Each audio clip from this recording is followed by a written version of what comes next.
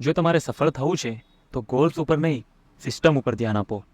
ધારો કે તમારો રૂમ ખૂબ જ ગંદો છે, તમે એને સાફ કરવાનું નક્કી કરો છો અને તમે તમારી બધી જ શક્તિ કામે લગાડીને રૂમ સાફ કરી નાખો છો, પરંતુ બીજે દિવસથી ફરી તમે જેમ તેમ કપડાં ફેંકવા લાગો છો, વસ્તુઓ ગમે ત્યાં મૂકી દો છો અને અઠવાડિયામાં રૂમ પાછો હતો એવો ગંદો થઈ જાય છે અને હવે ફરીથી રૂમ સાફ કરવાનો કંટાળો આવવા લાગે છે.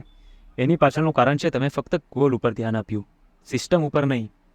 તમારો ગોલ છે એક ચોખ્ખો રૂમ અને સિસ્ટમ છે વસ્તુઓને યોગ્ય જગ્યાએ મૂકવી. તમે સિસ્ટમ બરાબર ફોલો ન કરી એટલે ગોલ પણ અચીવ ન કરી શક્યા. નિષ્ફળતા પણ તમને આવી રીતે જ મળતી હોય છે.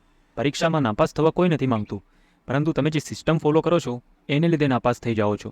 પરીક્ષામાં પાસ થવું હોય તો દરરોજ અભ્યાસ કરવો પડે, એને બદલે તમે આખો દિવસ મોબાઈલ મચડ્યા કરો છો, ટીવી જોયા કરો છો, રીલો જોયા કરો છો, પરંતુ વાંચવા માટે સમય નથી ફાળવતા. તમે અજાણતા જે સિસ્ટમને ફોલો કરી રહ્યા છો જે તમને નિષ્ફળતા તરફ દોરી જાય છે.